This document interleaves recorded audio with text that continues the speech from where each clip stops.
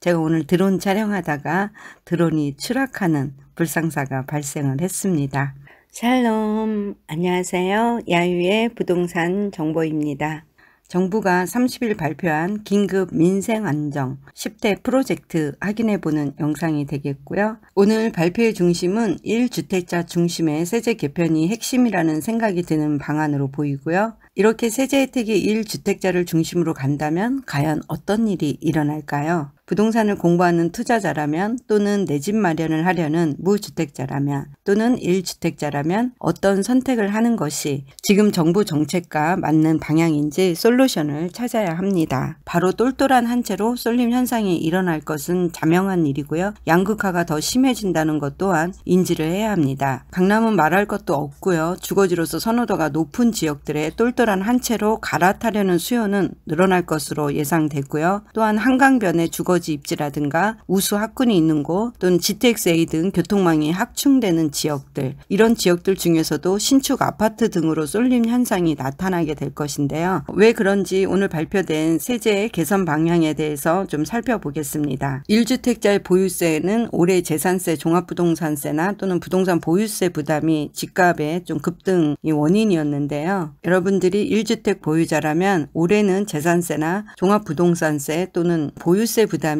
집값이 굉장히 급등했던 이전인 2020년 수준으로 줄어들 전망이고요. 오늘 발표된 방안의 핵심 키워드는 1주택자라고 봅니다. 모든 세제 혜택이 1주택자를 기준으로 세워졌다는 것을 볼 수가 있습니다. 이렇게 되면 1주택을 보유하신 분들의 올해 내실 재산세라든가 종합부동산세라든가 보유세, 이런 부분들은 2020년 수준으로 돌아간다, 이렇게 보시면 되고요. 예를 들면 1주택자의 공시가격이 9억 원 이하라면 재산세율은 구간별로 0.05포인트 낮추는 특례가 신설될 예정이고요. 그래서 이번 대책으로 공시가격이 6억 원짜리 1주택을 만약에 보유했다고 하시면 재산세는 7만 원 정도가 내려가고요. 공시가격으로 12억 이상의 1주택자라면 재산세는 약 67만 원 정도 줄어들 예정입니다. 15억 이상의 주택 보유자라면 종부세도 수백만 원 정도가 줄어들 예정입니다. 보유세 산정도 올해가 아닌 지난해 주택 공시가격을 적용할 거고요. 공시가격이 11억이 넘는 1주택자에 부과하는 이 종부세 할인율도 완화해 주기 때문에 세금이 줄어들게 됩니다. 이러한 세제 개편은요, 1주택자 중심으로 종부세 혜택이 좀 강화가 됩니다. 이렇게 되면 서울의 고가 아파트 1주택 보유 심리는 더 심해질 것으로 보이고요. 다만 공시가격 조정은 국회에서 법을 바꿔야 하는 문제라 야당과 합의가 필요한 부분입니다. 그렇지만 이번 정부는 공시가격 현실화 계획도 원점에서 재검토한다는 게 기본 방침이고요. 또 하나 바뀌어지는 부분은요, 일시적으로 2주택 보유자에게 두 번째 주택을 취득할 때 취득세율이 올라갔는데요. 이 부분도 완화가 됩니다. 예를 들어서 조정 대상 지역에 살다가 조정 대상 지역에 새 집을 만약에 샀다. 그러면 일시적으로 2주택자가 되는데요. 예전에는 1년 안에 종전주택을 처분하지 않으면 취득세가 거의 2배로 올라갔었는데요. 이 부분을 일시적 2주택자가 되더라도 2년 안에 기존 주택을 팔면 취득세를 중과하지 않습니다. 다만 여기서 유의하실 부분은 일시적으로 2주택자가 조정 대상 지역에서 주담대 대출을 받아서 새 집을 사시게 되면 6개월 이내에 종전주택을 처분하고 신규 주택에 전입해야 되는 규정이 있었는데요. 이 부분은 유지를 하기로 했습니다. 지금 제가 말씀드린 주담대 대출을 받아서 새 집을 샀을 경우에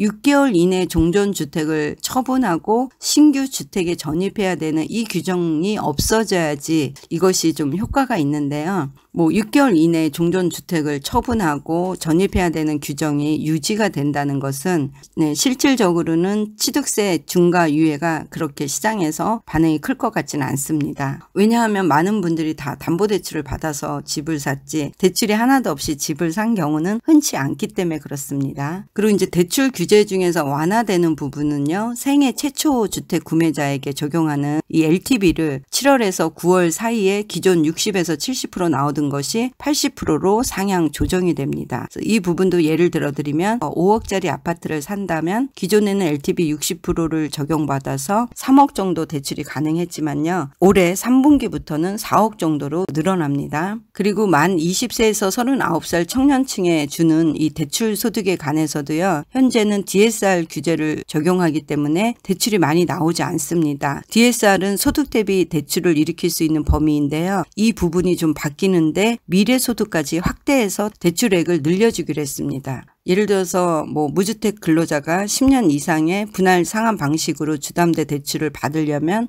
현재 소득을 기준으로 했다면 바뀌는 부분은 미래의 소득이 올라갈 것까지 반영해서 DSR을 적용하기 때문에 대출 가능액이 좀 늘어나는 효과는 발생할 것으로 보이고요.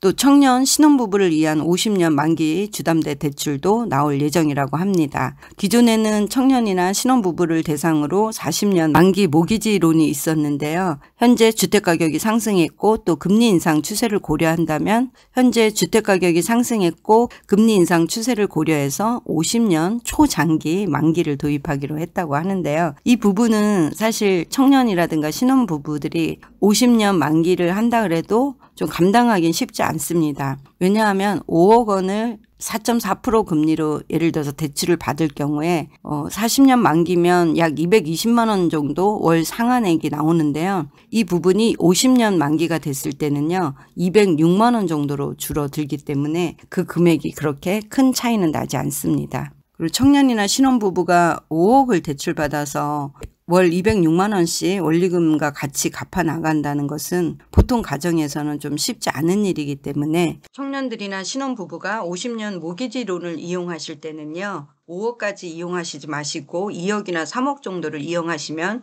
현재 4.4%의 이자 부담은 맞벌이 부부라면 이 정도의 이자 부담은 감당을 하실 수 있을 것 같습니다. 그리고 현재 분양가 상한제에 적용되는 민간, 공공 모두 최소 2년에서 최대 5년까지 실거주 의무가 적용되고 있는데요. 이 부분도 좀 완화될 것으로 예상이 됩니다. 의무 거주 기간 동안은 임대가 불가해서 이거를 우리가 전월세 금지법이라고도 하는데요. 작년 2월 19일 이후 수도권 규제 지역에서 분양되는 주택은 준공 이후에 전세입자를 받아들이는 게 어려워졌던 법이기도 한데요. 이 법이 처음에는 갭 투자를 막고 실수요자들 위주로 공급한다는 거였지만 임대차 3법 이후에는 전세 대란의 원인이 되기도 했습니다. 향후에 실거주 의무가 완화되면 전월세 공급은 수급 균형을 맞춰서 좀 늘어날 것으로 예상이 됩니다. 덕은지구는 실거주 의무는 없지만 대부분 생애 첫 집으로 분양을 받으신 분들이 많으시고요.